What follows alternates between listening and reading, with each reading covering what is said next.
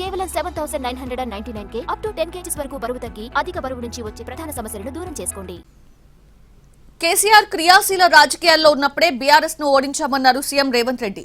సొంత ఎమ్మెల్యేలనే బీఆర్ఎస్ తమ సభ్యులు కాదంటోందని ఎద్దేవా చేశారు. కేటీఆర్ నాయకత్వంలో ఏ ఎన్నికలు జరిగినా బీఆర్ఎస్ ఓడిపోయిందని తెలిపారు. 2029లో అధికారం కాంగ్రెస్ దేనని ధీమా వ్యక్తం చేశారు సీఎం రేవంత్ రెడ్డి. 2023 కంటే ముందు కేసీఆర్ బయటనే ఉన్నారు కదా, వాళ్ళు క్షేత్రస్థాయిలో పర్యటిస్తున్నప్పుడే కదా వారిని ఓడించింది. వారు క్రియాశీలక రాజకీయాలలో ఉన్నప్పుడే కేసీఆర్ గారిని ఓడించి కాంగ్రెస్ పార్టీ అధికారంలోకి వచ్చింది. ఇప్పుడు వారు క్రియాశీలక రాజకీయాలలోనే లేరు.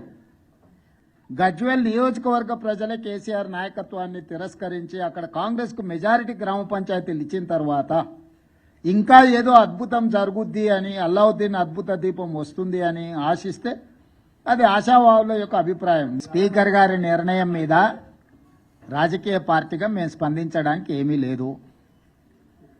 స్పీకర్ గారి నిర్ణయాన్ని వాళ్ళకు నచ్చకపోతే న్యాయస్థానాలు ఉన్నాయి.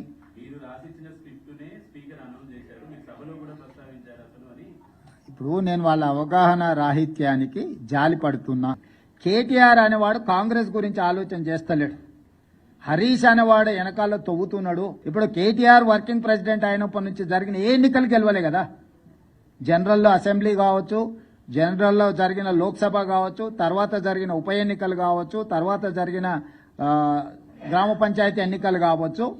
ఈరోజు హరీష్ వర్గం కేటీఆర్ ఉంటే ఇంకా పార్టీ మిగలదు కాబట్టి కేటీఆర్ను తప్పించండి, హరీష్కు నాయకత్వాన్ని అప్పచెప్పండి అని ఒక స్లోగన్ తీసుకొని బయలుదేరిండు. ఈ ఫలితాలను చూసి అద్భుతం అనుకుంటారు. సంతోషం. ఈ అద్భుతం 2029లో కూడా జరుగుతుంది మీరు కోరుకున్నట్టే.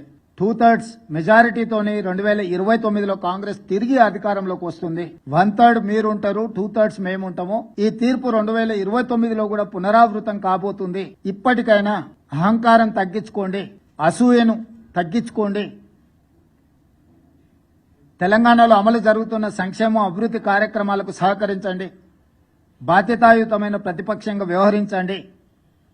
అంతే తప్ప మీ అసూయలతో, మీ ద్వేషంతో తెలంగాణ రాష్ట్రానికి నష్టం జరిగే విధంగా